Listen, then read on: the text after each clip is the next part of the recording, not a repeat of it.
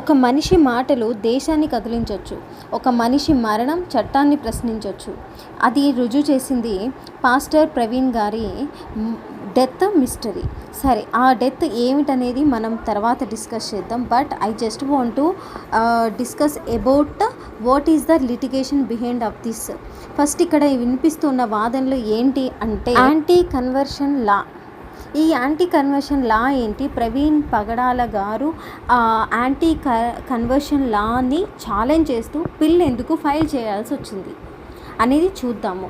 Anti conversion law ప్రకారం ఎవరైనా సరే మతాన్ని మార్పిడి చేసుకోవాలి అనుకుంటే దానికి ప్రొసీజర్ ఏంటంటే డిస్ట్రిక్ట్ కలెక్టర్కి ముందస్తుగా ఇన్ఫర్మేషన్ ఇచ్చి ఆ తర్వాత మార్పిడి తర్వాత కూడా అఫిడవిట్ అనేది ఇవ్వాల్సి ఉంటుంది కలెక్టర్కి. అయితే ఈ మత మార్పిడి అనేది అక్రమం అయితే, అంటే బలవంతంగా మార్చుతున్నట్లయితే, ముఖ్యంగా వాళ్ళు మహిళలు, మైనర్స్, లేకపోతే బలహీన వర్గాలు, ఎస్టీస్, ఎస్సీ ఇటువంటి వాళ్ళైతే మాత్రం శిక్షలు మాత్రం కఠినంగా ఉంటాయి అండ్ ఫైన్ కూడా ఉంటుంది. కాంట్రవర్సీ ఎందుకు అవుతుందంటే వ్యక్తిగత స్వేచ్ఛను హరిస్తోందనే విమర్శలు ఉన్నాయి అండ్ ముఖ్యంగా మత స్వేచ్ఛ ఆర్టికల్ 25 ప్రకారము ఇది ఉల్లంఘిస్తోంది అని చెప్పి కాంట్రవర్సీ అయింది.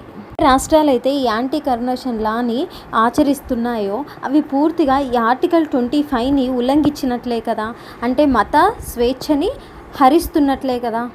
అయితే ఇటువంటి చట్టాలని మైనారిటీలే లక్ష్యంగా తీసుకొని వచ్చారా? ప్రవీణ్ గారు ఈ యాంటీ కన్వర్షన్ లాని ఛాలెంజ్ చేస్తూ బిల్లు వేయటం జరిగింది. ఆ తర్వాత ఏప్రిల్లో 16, 2025 హియరింగ్ ఉంది. కానీ ఈలోపే ఆయన 25 మార్చ్ 2025 చనిపోవటం జరిగింది. అయితే ఈ పరిణామాలన్నీ చూస్తే దీని వెనకాల రాజకీయ శక్తులు ఉన్నాయా, సనాతన ధర్మాలు ఉన్నాయా అనేది తెలుసుకోవాల్సిన పరిస్థితులు ఏర్పడ్డాయి. ఇప్పుడు ప్రశ్న ఏమిటంటే మతం మార్చడాన్ని శిక్షించాలా లేక మారిన మనసుని కాపాడాలా? Freedom of faith is right, not at all.